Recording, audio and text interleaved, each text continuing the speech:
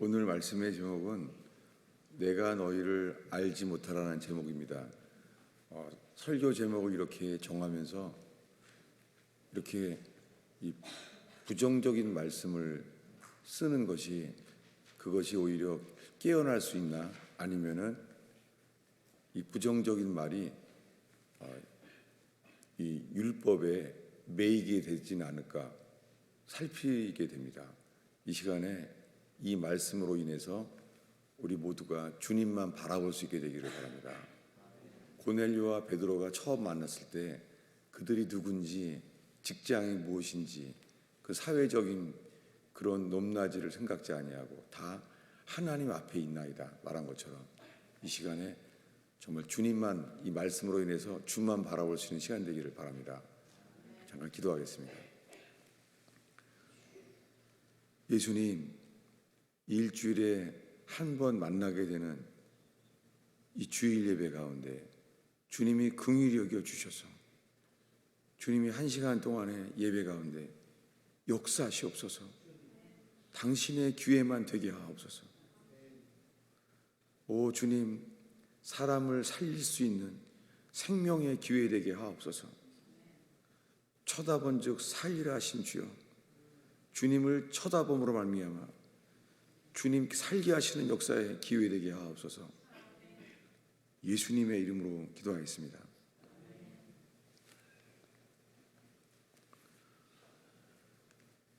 오늘 읽은 마태복음 25장은 열처녀 비유라고 아주 많이 알려져 있죠. 특별히 이제 여름 성경학교 기간인 시즌인데요. 이것은 주일학교 설교 중에 늘 나오는 말씀이잖아요. 근데 이 마태복음 22장은 예수님이 3년 동안의 공생의 기간 중에 십자가에 죽기 이틀 전에 하신 설교예요. 그것도 이제 곧 예루살렘 성전에 들어오셔서 이제 이틀 뒤에 예수님이 죽게 돼요. 그 전에 하신 설교예요. 어디 나와 있냐면 마태복음 26장 1, 2절입니다. 우리 이것을 한 목소리로 읽겠습니다. 그 내용 중에 마지막 부분을 마치고 이렇게 말한 것입니다. 1, 2절 읽겠습니다. 예수께서 이 말씀을 다 마치시고 제자들에게 이르시되 너희가 아는 바와 같이 이틀이 지나면 유월절이라 인자가 십자가에 못 박히기 위하여 팔리리라 하시더라. 이 마태복음의 거의 끝부분이죠. 예수님은 이틀 뒤에 곧 죽어요. 지금 이 설교하는 곳은 유월절을 지키기 위해서 예루살렘에 와서 성전에 들어가요. 성전에 들어가서 성전에서 하신 얘기예요. 그 중에 이 오늘 마태복음 25장 열처녀 비유가 그때 하신 거예요. 예수께서 십자가에 죽기 이틀 전에 누구나 알 수 있는 열처녀 비유로 말하세요. 그 시작은 이렇습니다. 그때에 천국은 마치 등을 들고 신랑을 맞으러 나간 열처녀와 같다는 거예요. 그 중에 5은 미련하고 5은 슬기 있는 자라. 3절에 가서 미련한 자들은 등을 가지되 기름을 가지지 않았습니다. 슬기 있는 자들은 그릇에 기름을 담아 등과 함께 가져갔습니다. 그런데 신랑이 더디움으로 다 졸며 잘게 되었다는 거죠. 이것은 2000년 전에 예수님이 십자가에 죽기 이틀 전에 한 설교입니다. 지금 이 설교를 예수님이 했을 때부터 2000년이 지났어요. 그래서 정말 신랑은 2000년이나 더디왔고 다 졸며 잘세. 우리가 살고 있는 이 마지막 시대, 요한계시록에 의하면 라오디게아 교회라고 부르는 시대예요. 마지막 7번째 시대의 교회예요. 정말 2000년이 지나가면서 초대교회의 그 감격, 초대교회 모두가 사랑하고 자기 소유가 없다고 말하는 그 첫사랑의 감격, 이것은 2000년 동안 다 졸며 자고 있습니다. 주님은 이제 주님 오시기 직전입니다. 그래서 주님이 우리를 깨우시려고 이제 여러 나라에 핍박이 시작되고 있어요. 그리고 이 25장 앞에 마태복음 24장은 요한계시록의 축소판이라고 하는 곳입니다. 근데 예수님께서 요한계시록 축소판을 24장을 얘기하시면서 주님이 두 가지를 말해요. 뭐냐면 제일 먼저 미혹을 주의하라는 거예요. 미혹한다는 거예요. 그것은 에덴 동산에서 뱀이 했던 그대로입니다. 미혹을 주의하라는 거예요. 근데 그 다음에는 뭐냐면 환난이 있다는 거예요. 환난은 준비하라는 거예요. 그래서 이 마태복음 24장에 이 요한계시록에 대한 키워드는 미혹과 환난이에요. 여러분, 지금 우리가 살고 있는 곳은 온 땅에 미혹이 가득해요. 미혹. 그래서 미혹이 다 차기 때문에 알 수 있는 것은 이제는 미혹이 다 찼으면은 이제 환난이 옵니다. 여러분, 이제는 이 지구상에요, 예수 믿으면 자기 민족에게 순교를 당할 수 있는 나라들이 점점 늘어나고 있어요. 그래서 교회적으로 전 세계의 교회들은요, 이제 환난 가운데 들어가고 있어요. 왜 그렇습니까? 미혹이 다 찼기 때문이에요.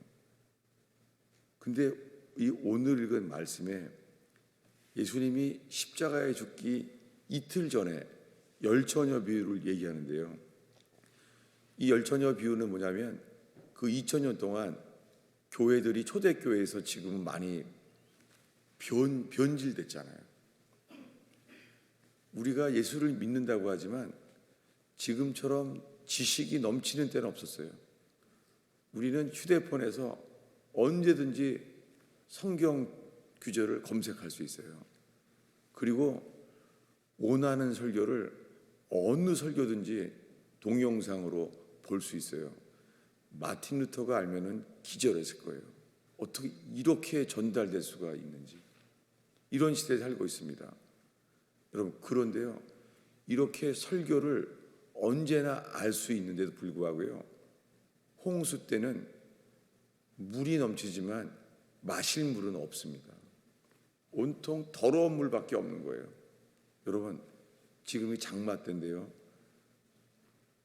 오히려 이런 물은 넘치지만 생명수, 마실 물은 적을 수 있습니다. 우리는 이런 때를 살고 있습니다. 이렇게 주님이 지금 죽기 이틀 전에 이 어리석은 처녀와 슬기로운 처녀를 비교합니다. 무엇입니까? 이 2000년 동안 다 졸며 자게 되는 이 교회가 어떤 상태에 있는지를 설명합니다. 그 중에서는 이제 막 기름도 모자라고 막 그러죠. 그랬더니 또 기름을 또 사러도 가요. 모자라니까. 근데 6절에 보면은 밤중에 소리가 나요. 그러니까 마지막 때는요, 교회가 밤이 오는 거예요. 그것도 깊은 밤이에요. 가장 좋을 수 있는 때입니다. 그때 예수님이 이렇게 말합니다. 나는 광명한 새벽별이다 라고 말해요. 그때가 언제입니까? 주님이 오시기 직전에는 가장 졸기 때문인 거예요. 가장 좋을 때예요. 그때 예수님이 광명한 새벽별로 우리를 깨우시고 그 새벽별처럼 우리의 교회를, 신앙을 인도하실 것입니다. 근데요, 이 두 가지 종류의 사람들 속에서요, 함께 있어요. 주님 오시는 직전까지 함께 있어요. 그것이 우리에게는 기회입니다. 근데 이 긴 설명 중에요, 기름이 모자란 사람들이 말해요. 8절인데요. 읽겠습니다. 미련한 자들이 슬기 있는 자들에게 이르되 우리 등불이 꺼져가니 너희가 기름을 좀 나눠달라 하거늘. 설명이 좀 필요합니다. 여러분, 한글 성경에는 꺼져가니라고 되어 있지만 이 킹제임스 성경에는 꺼졌으니라고 되어 있어요. 여러분, 누군가가 성경을 고쳤어요. 여러분, 정말 성경이 많이 고쳐져 있어요. 근데 고친 것을 보면은요, 인간 편에서 좋게 써놨어요. 우리 편에. 그러니까 우리는 아직 다 기름은 좀 꺼져가니까 뭐예요? 아직은 켜 있는 줄로 아는 거예요. 아니에요. 여러분, 주님은 언제 오시냐면요, 두 종류의 교회가 부닥치는데요, 등불이 꺼졌을 때 오세요. 이것을 구별하십니다. 근데 그들이 이렇게 말하는 거예요. 이렇게 말해요. 8절에 보면요, 그들이 이렇게 말해요. 너희 기름을 좀 나눠달라. 여러분, 이거 서로 사랑하고 서로 도와야 되는 거 아니에요? 이 기름을 좀 나눠달라는 거예요. 다 같이 예수님을 신랑으로 믿는 교회예요. 다 예수님을 신랑으로 여기고 믿어요. 근데 기름이 모자라는 거예요. 그걸 나눠달라는 거예요. 여러분, 이 구원은요, 혈통으로나 육정으로나 사람의 뜻으로 나지 않아요. 혈육으로 도울 수 있는 영역이 아니에요. 이것은 친히 주님만이 우리에게 하실 수 있는 영역이에요. 그리고 우리 입장에서는 주님만을 바랄 때 주시는 구원이에요. 그래서 주님만 바라는 자들은 그 기름을 준비가 되어서 꺼지지 않았습니다. 그래서 그들은 말합니다. 9절을 읽겠습니다.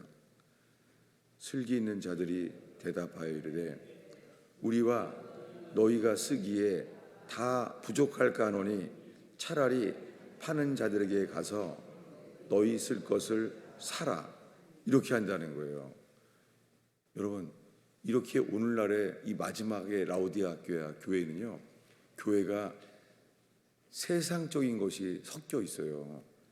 그래서 기름을 세상에서 살 수 있는 줄로 알아요. 예를 들면은 교회 안에요, 구약 성경에 하나님의 제단을 쌀 때는요, 돌로만 쌀라고 돼 있죠. 돌로 쌓여 있어요, 제단이. 근데요, 그것을 벽돌로는 하지 말라는 거예요, 주님이. 인간적인 것을 섞지 않으라는 거죠. 근데 오늘날의 교회는 사실은 세상의 과학적인 여러 가지 구원을 위한 방법들이 섞이고 있어요. 여러분, 다시요. 구원은요, 하나님께만 달려 있어요. 근데 오늘날에는요, 2000년 동안 이렇게 바뀌었어요. 2000년 전부터 예수님이 전하셨던 것은 회개하라는 거예요. 회개하라. 그리고 하나님의 복음을 믿으라예요. 구원의 조건은 두 가지예요. 먼저 회개하라. 그리고요, 하나님의 복음을 믿으라는 거예요. 그런데 오늘날에는요, 회개 없이 예수 믿으라 라고 말하게 된 거예요. 여러분, 이 두 가지는 구원에 언제나 항상 필요한 거예요.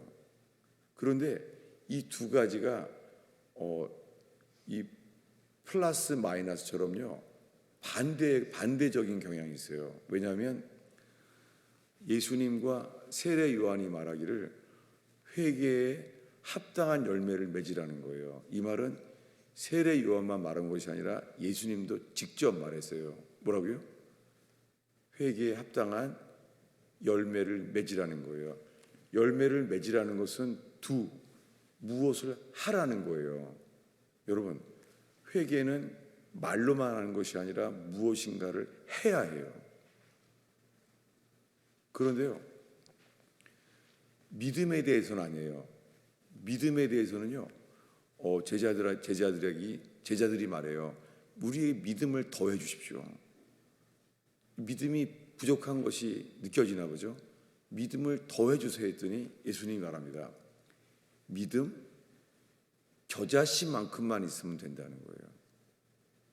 그러니까 예수님 입장에서는 믿음은 얼만큼 있으면 돼요? 예, 믿음은 씨드예요. 믿음은 요만큼만 있으면은 천국 갈 수 있다는 거예요. 근데 회개는요? 회개는 열매를 맺으라는 거예요. 이 두 가지가 부닥칠 수가 있어요. 회개의 열매는요, 회개의 열매를 맺으라. 무언가를 하라는 거예요. 그리고 어떤 단어는 두라는 단어가 walk이에요. 회개는 뭔가를 walk, 하라는 거예요. 근데 믿음은요,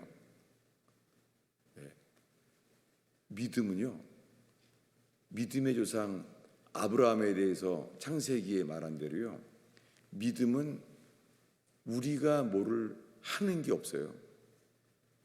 믿음은 우리가 뭔가를 하려고 그 믿음에 도달할 수가 없어요. 그래서 사도 바울은 이렇게 말하죠. 너희가 성령을 받은 것이 듣고 믿음으로냐?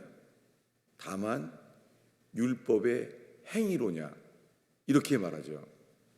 이것은 로마서 전체에 우리가 의롭다 하심을 얻는 것은 행위로 할 사는 없습니다.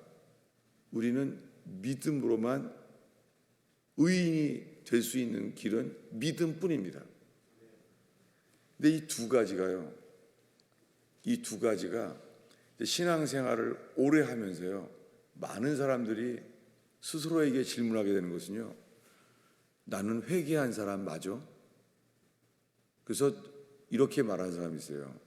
나중에 진정한 회개가 일어났을 때 내가 회개하지 않고 살아왔다는 것을 깨닫고 회개한다는 거예요. 여러분, 예수 믿은 지 몇 년이 됐나요? 우리가요. 그런데요, 왜 이걸 물어봤냐면, 이렇게 등불이 꺼졌으니까 이제 기름을 사러 왔습니다. 근데 문이 닫혔어요. 이렇게 이 열처녀 비유는 이렇게 맞춰요. 우리 11절, 12절을 함께 읽겠습니다. 읽습니다.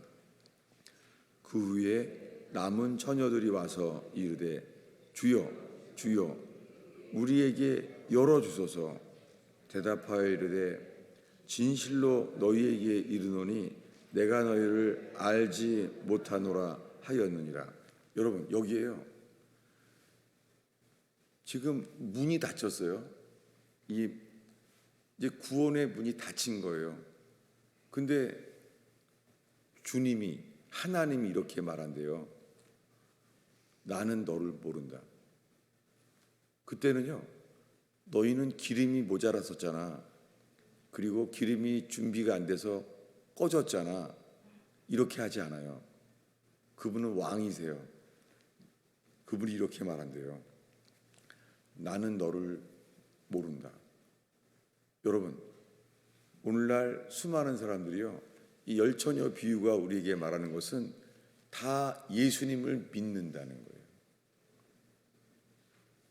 우리는 예수님을 우리 신랑이라고 믿는다는 거예요. 근데 주님은 그 다 믿는다고 하는 사람들을 맨 마지막에 구별하신대요. 구별이 된다는 거예요. 그리고 이렇게 말한대요. 들어갈 수 없는 사람에게 대해서는 나는 너를 모른다 라고 말한다는 거예요. 이것을 예수님이 십자가에 죽기 이틀 전에 예루살렘 성전에서 하신 설교예요. 죽기 이틀 전에 사람들에게 이 메시지가 그들을 구원받을 수 있도록 하신 말씀이에요. 그러니 예수님이 하신 열처녀 비유의 맨 마지막 부분은 뭐예요? 나는 너를 모른다. 그리고 이렇게 말합니다. 그리고 13절이 마지막입니다. 읽겠습니다. 그런즉 깨어 있으라. 너희는 그날과 그때를 알지 못하느니라. 예, 주님이 그들에 대해서 난 널 모른다고 말씀하시면서 깨어 있으라는 거예요. 여러분, 오늘 우리가 모여 있는 이유는 평생 모태신앙으로 예수를 믿는다고 살아왔는데, 이 시간에 우리가 나는 너를 모른다고 하는 말씀이 우리에게 할 수 있을지, 이 기회가 우리에게 주어지는 우리의 영혼을 깨울 수 있는 그 깨움을 받게 되는 교회가 되기를 바랍니다. 제가 이번에 한국에 나갔을 때요, 한 신학교 학장님을 만났어요. 그분은 남에게 이렇게 상처를 주거나 그렇게 살아온 적이 없대요. 늘 사람들에게 선한 영향력을 베풀어 왔대요. 그리고 신학교 학장으로서 60 나라에 선교를 해오며 살아왔습니다. 근데 그분 말씀으로요, 주님이 자신에게 기회를 주셨다는 거예요. 암에 걸렸습니다. 그래서 수술이 3일 만에 깨어났습니다. 깨어났는데 깨어나자마자 사모님에게 이렇게 말했다고 합니다. 내가 소경이 눈을 뜬 것처럼 그런 경험을 했다는 거예요. 그리고 지금까지 믿어온 것은 내가 보기에는 내가 잘 믿는 사람인 줄 알았는데 아니었다는 거예요. 왜냐하면 주님이 나는 너를 모른다라고 말했다는 거예요. 이 충격. 여러분, 우리 스스로는요, 우리는 다 잘 믿는 줄 알아요. 우리는 우리가 믿는다는 것을 기억해요. 근데 여러분, 주님은 나는 너를 모른다고 말할 수 있다는 거예요. 그러므로 깨어 있으라는 거예요. 여러분, 오늘 이 열처녀 비유로 인하여 이 무더운 여름에 우리가 이 진리로, 이 복음의 진리로 깨어나게 되기를 바랍니다. 그러니까 예수님이 설교가 언제 했다고요? 십자가에 죽기 이틀 전에 설교한 거예요. 다 믿는다고 하는 사람들에게 나는 널 모른다고 말하는 거예요. 여러분, 이제 이틀 지나면 예수님은 십자가에 죽어요. 바로 이틀 전에 어떤 일이 일어났습니까? 이틀 전에요, 예수님이 11 제자에게 이렇게 말해요. 오늘 밤 너희들은 다 나를 버리리라. 이렇게 말합니다. 여러분, 예수님 설교가 너무 부정적이었죠. 왜냐하면 3년 동안 같이 살아온 사람들인데, 3년 동안 모든 걸 버리고 예수를 따랐는데 어떻게 3년 동안 그렇게 살아왔는데 그런 말 할 수가 있어요. 오늘 밤 너희들은 나 때문에 넘어지리라. 이렇게 돼 있어요. 넘어지리라. offend. 근데 그 단어가 헬라어로요, 스칸달리조라는 단어인데요, 그게 지금 오늘 시대에 스캔달이라는 단어예요. 예수님이 이렇게 말한 거예요. 오늘 밤에 너희들은 스캔달에 빠져 넘어진다는 거예요. 근데 뭐라 그래요? 그런 제자들은요, 베드로가 제일 세게 말했어요. 나는 주와 함께 죽을지언정 저 사람들은 나를 버려도 나는 안 버립니다. 나는 감옥에 갈 것도 준비하고 나는 주와 함께 죽을지언정 주를 부인하지 않습니다. 여러분, 예수님은 3년 동안 예수님 입에서 나온 것은 그대로 됐어요. 풍랑 칠 때에 풍랑을 꾸짖었더니 잠잠한 거예요. 거라사 광인이 사람들이 가까이도 못 가는데 주님이 그들에게 귀신을 명했을 때는 잠잠해지는 거예요. 풍랑이건 귀신이건 예수님이 말하면 그대로 되는 걸 3년 동안 봤어요. 그리고 예수님이 십자가에 죽기 불과 며칠 전에는요, 예루살렘 가까운 산에 살고 있는 죽은 나사로가 살아났어요. 그때도 놀라운 기적이죠. 예수님이 말했습니다. 죽은 나사로, 장례식을 치른 지 4일 됐는데 말했어요. 나사로야, 나오라. 놀랍게 그대로 된 거예요. 풍랑이면 풍랑, 죽은 사람에게도 나사로야 나오라 말하면 나오는 걸 직접 봤어요. 며칠도 안 된 이야기예요. 근데 이러는 거예요. 예수님이 3년 만에 오늘 밤 너희들은 다 나를 버리리라. 11 제자들이 어떻게 했어요? 전원이 다 같이 아닙니다. 우리가 당신을 왜 버립니까? 3년 동안을 가정을 버리고 직업을 버리고 따라왔습니다. 3년 지나는 동안에 우리는 당신은 하나님의 아들이라는 것이 더 믿어졌습니다. 3년 동안 기적과 말씀을 통하여 우리는 믿음이 더 강해졌습니다. 이것이 그들의 체험이에요. 그들의 인식이에요. 우리는 믿음이 있습니다. 3년 동안 우리들도 동네에 나가면서 예수의 이름으로 귀신도 쫓아내고 예수의 이름으로 병도 고쳤어요. 가룟 유다까지. 가룟 유다도 예수의 이름으로 병 고쳤습니다. 가룟 유다도 예수의 이름으로 귀신을 쫓아냈습니다. 그런데 그 가룟 유다에게는 그날 밤에 귀신이 들어왔어요.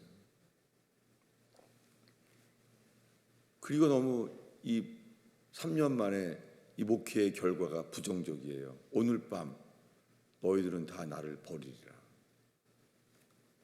가장 세게 말했던 베드로에겐 이렇게 말합니다. 구체적으로 더 이상 부인할 수 없도록 말합니다. 오늘 밤 새벽 닭이 울 때까지 너는 나를 3번 모른다고 부인하리라 했습니다. 아니 3년 동안 최근에 죽은 나사로가 나오라 말할 때 죽은 나사로가 살아나는 것을 본 것이 베드로 자신입니다. 아니 근데 다들 아니라는 거예요. 이것이 무엇입니까? 3년 동안 예수님이 주신 것은 자기 확신이에요. 자기 확신. 내 생각에 나는 예수를 믿고 있다는 거예요. 여러분 오늘날 수많은 교인들이요 평생이 모태신앙일지라도요 주님은요 이렇게 말합니다. 그 열매를 보고 알리라. 여러분 우리들은 이 입술로 믿음의 고백을 하고 살면서 우리는 예수를 믿는다는 거예요. 근데 주님은요 마지막 때는 언제나 추수 때라 그래요. 추수할 때요 열매를 보고 한대요. 여러분 우리 열매가 뭐죠? 이 열매. 예수님은 포도나무입니다. 포도나무에 붙여 있으면 포도 열매를 맺습니다. 감람나무에 붙어 있으면 감람나무를 맺습니다. 여러분 우리들의 열매는 무엇입니까? 주님이 열매를 보고 안다고 말했습니다. 근데 오늘이 예수님이 죽기 이틀 전에 하신 열처녀 비유에서 내가 너를 모른다라고 말했잖아요. 예수님이 죽기 이틀 전이에요. 근데 이 설교를 놀랍게요. 예수님은 3년 전에 이 공생의 이 회개의 복음을 선포했던 첫 해에 이미 하신 말씀이에요. 주보 앞쪽에 있는데요. 찾아보겠습니다. 주보 앞쪽에요. 마태복음 7장이에요. 이것이 산상수훈의 마지막 부분인데요.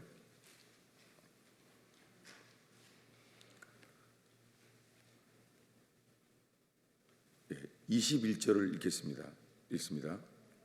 나더러 주여 주여 하는 자마다 다 천국에 들어갈 것이 아니요 다만 하늘에 계신 내 아버지의 뜻대로 행하는 자라야 들어가리라. 근데 우리들은 벌써 이 로마서에 우리들은 압도가 돼 있어요. 새신자 때부터. 그래서 우리들은 뭐냐면 갑자기 아버지의 뜻대로 행해야 들어간다고요? 그럼 우리 부닥치는 거예요. 이제 우리는 행위가 부족해도 믿음으로 구원받는데, 여러분 이 두 가지가 십자가에 죽기 전까지의 예수님이 전하신 말씀과 사도 바울 이후에 이 교회에게 하신 말씀과 이 두 가지 사이에 정말 주님이 오늘 우리에게 무엇을 말씀하신지를 서 있기를 바라는 거예요. 그래서 이어서 22절인데요. 읽겠습니다. 그날에 많은 사람이 나더러 이르되 주여 주여 우리가 주의 이름으로 선지자 노릇하며 주의 이름으로 귀신을 쫓아내며 주의 이름으로 많은 권능을 행하지 아니하였나이까 하리니, 이렇게 말할 거라는 거예요. 우리는 뭔가를 했다는 거예요. 우리는 예수를 믿는다는 거예요. 주라고 말하면서. 이것은 우리 힘으로 못하죠. 예수님의 이름을 의지해서만 할 수 있는 거잖아요. 그런데 그들에게 이렇게 말할 거라는 거예요. 우리 23절을 읽겠습니다. 그때 내가 그들에게 밝히 말하되 내가 너희를 도무지 알지 못하니 불법을 행하는 자들아 내게서 떠나가라. 놀라운 말씀이죠.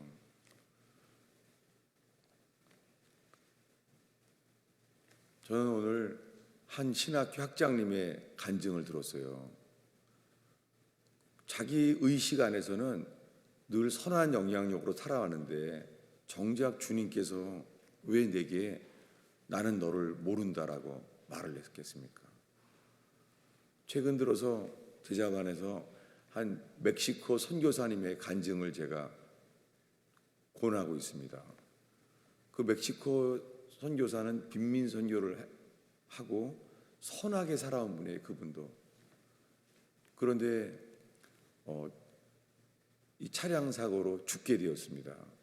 근데 주님이 이 병원서는 이미 죽었어야 될 사람인데 생명은 주의 손에 있음을 기억하며 계속 살아났어요. 근데 그 속에서 주님을 만나는 체험을 하게 됐습니다. 그리고 다들 죽지 않고 살아있는데 놀라운 것은 주님이 그에게 난 널 모른다고 말했다는 거예요. 여러분, 이것은 뭐죠? 오늘날 수많은 사람들이요, 내가 예수님을 안다는 거예요. 3년 동안 12제자도 그런 거예요. 예수님은 하나님의 아들이야. 나는 예수님을 알아.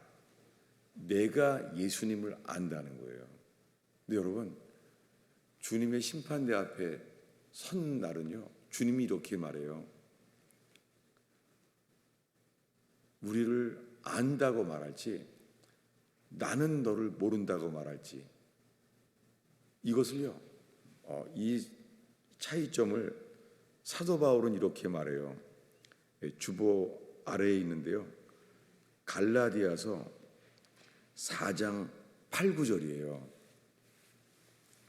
우리 이 구절도 함께 읽겠습니다. 사도 바울이 갈라디아 교회에 말하는 거예요. 그 전과 후를 나누면서 이렇게 말해요. 자, 8, 9절을 읽겠습니다. 그러나 너희가 그때에는 하나님을 알지 못하여 본질상 하나님이 아닌 자들에게 종노릇하였더니 이제는 너희가 하나님을 알 뿐 아니라 더욱이 하나님이 아신 바 되었거늘 여기요. 앞에 부분은 뭐요? 너희가 하나님을 안다고 말하면서 그 다음에 뭐라고요? 더욱이 하나님이 아신 바 되었다는 거예요. 여러분, 이 사도 바울이 교회 서신에 보면은요, 빌립보 교회는 이렇게 말해요. 어느 여자들을 말하면서 그들의 이름은 생명책에 기록되어 있느니라 확정을 해요. 너무 부럽죠. 사도 바울이 그렇게 말하는 거예요. 그들은 생명책에 기록되어 있느니라. 뭐예요? 주님이 아심받은 사람들이라는 거예요. 여러분, 혹시 우리가 평생 예수님이 하나님의 아들임을 믿는다고 하는데요, 정말 쉽지 않아요. 왜냐하면 지금 이 설교의 이 두 종류를 말하면서요, 혹시 이거 떠오르지 않아요? 사형리에 나오는 로마서 10장 10절이 있어요. 뭐죠? 누구든지 주의 이름을 부르는 자는 구원을 얻으리라. 근데 예수님은 먼저 말했어요. 뭐라고요? 나더러 주여 주여 하는 자마다 천국에 들어가는 것이 아니에요. 여러분, 설명이 필요합니다. 왜냐하면 왜 사도 바울은 로마서 10장에서 그 말을 했을까요? 10장에서 미리 말하지 않고. 저는 오랫동안 그 앞에 구절들을 오랫동안 묵상해 왔어요. 놀랍게 누구든지 주의 이름을 부르는 자는 구원 얻으리라. 사람은 마음으로 믿어 의에 이르고 입으로 시인하여 구원에 이르느니라. 이 말씀 앞에는요, 사도 바울이 신명기 30장의 말씀을 인용한 거예요. 신명기 30장은 가나안 땅에 들어가기 직전에 하신 말씀이에요. 여러분, 뭐냐면 왜 이것을 이렇게 길게 설명했냐면, 오늘날에는요, 구원이 가장 쉬워 보이는 듯한 구절만 모아서 전도지를 만들고 있어요. 여러분, 우리가 이미 알고 있는 수많은 말씀이요, 앞에 문맥과 관계없이 쉽게 보이는 듯한 구절만 가지고 살아오는 경우가 많아요. 여러분, 그래서 우리들이 마음에 걸리는 거예요. 뭐라고요? 열매를 보고 한다는 거예요. 주님이 이렇게 말합니다. 이 마태복음 10장에서 이런 말씀도 있어요. 그 나무를 보고 한다는 거예요. 그 나무가 포도나무면 당연하게 포도 열매를 맺는다는 거예요. 여러분, 근데 우리들은 이래요. 주님, 나는 부족하지만 내 마음을 아시죠? 우리는 말해요. 주님, 내 마음 아시죠? 근데 주님이 이렇게 말할 수 있다는 거예요. 몰라. 이렇게 말할 수 있습니다.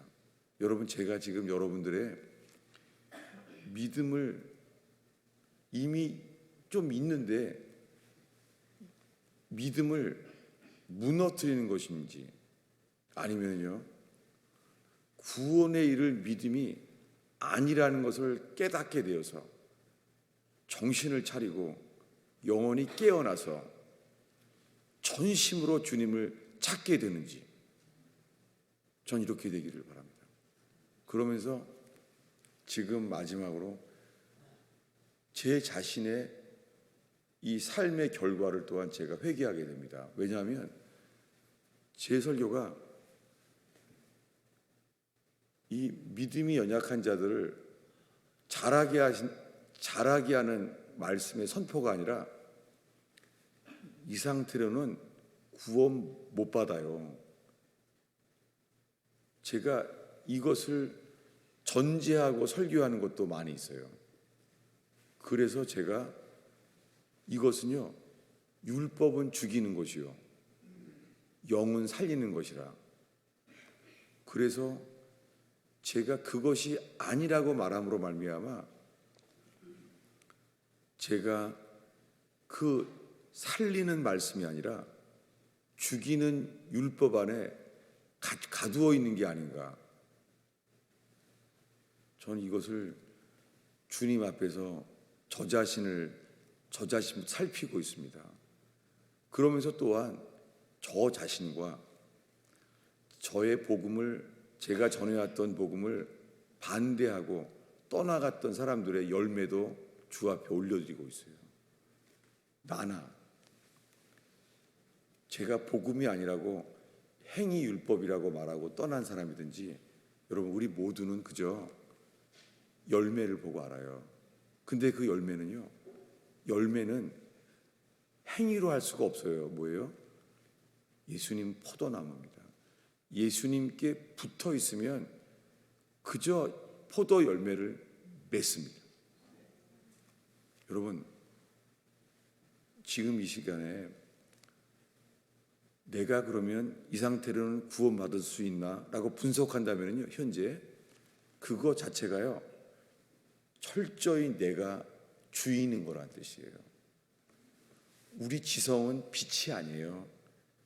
우리 지성은 성경을 읽고 해서 성경을 말씀을 내가 배워서요, 내 스스로 구원에 이를 수가 없잖아요. 이 시간에 우리가 필요한 것은요, 어린아이처럼 전심으로 주님을 향하는 거예요. 그러면 주님이 우리에게 말씀하세요. 뭐라고요? 쳐다본 즉 살리라. 우리가 뱀에게 물린 상태라는 것을 분석할 필요도 없어요. 우리가 나는 뱀에게 물린 자입니다. 내 삶 자체가 이 뱀에게, 불뱀에게 물린 상태의 사람입니다. 그것만 알면 돼요. 그러면 우리가 분석할 것이 아니라 이것을 인정하게 된다면 우리는 뭐 하게 됩니까? 노뱀 대신 주를 쳐다본 즉 살리라. 놀랍게 주님은 말해요. 쳐다본 즉 살리라. 여러분, 오늘 이 말씀이 주님만을 어린아이처럼 쳐다보게 되는 이 복음 앞에, 이 복음으로 인하여 그분을 바라보게 될 때 주님이 나 때문에 죽었구나, 이런 나를 위하여 십자가에 죽었구나, 이런 나를 위하여 저주를 다 받으셨구나. 여러분, 거기에 우리가 덧붙일 것은 없습니다. 어떻게 우리가 그 저주를 감당할 수가 있겠습니까? 예수님만이 십자가에서 친히 홀로 저주를 받은 바 되사 친히 피를 흘려 죽었습니다. 우리의 피를 흘린다고 구원이 전혀 도움이 안 되잖아요. 뭐예요? 우리는 그저 다시요, 그분이 십자가에서 이루어 놓으신 일을 바라고 그분을 믿을 뿐입니다. 혹시나 근데요, 믿습니다 하는데 안 믿어질 수는 있어요. 안 믿어지는 거예요. 내 모든 죄가 예수의 피로 다 씻어진 것을 믿습니다 라고 하는데도 안 믿어질 수는 있습니다. 그럼 우리는 더 지혜롭고 슬기로운 자가 될 것이 아니라 어린아이처럼 전심으로 내 상태도 바라보지 아니하고 그저 십자가에서 다 이루었다 말씀하신 그분의 음성 앞에 어린아이처럼 그분을 받아들일 뿐입니다. 여러분, 이 설교로 인하여 우리가 지혜롭고 슬기로운 사람처럼 더 성경을 더 많이 안다고 되는 것이 아니라 먼저 어린아이처럼 십자가의 주님만을 바라는 가스펠 펠로십 되기를 축원합니다. 기도하겠습니다. 예수님, 오늘날 교회만 몇 주 다니면 다 구원받았다고 구원의 확신을 쉽게 구원의 확신을 가르치는 시대에 살고 있습니다. 그런데 교회는 점점 약해지고 세상과 다를 바가 없이 그런 교회로 살고 있습니다. 주님, 정말 모르겠습니다. 우리가 살고 있는 이 시대에 지금 우리가 예배하는 이 가스펠 펠로십 교회에 주님이 무슨 말씀으로 저희를 깨우시기를 원해야 하시는지 주님만을 바랄 뿐입니다. 주님, 이 시간에 함께 전심으로 어린아이처럼 주님만을 바라나이다. 예수님의 이름으로 기도하겠습니다.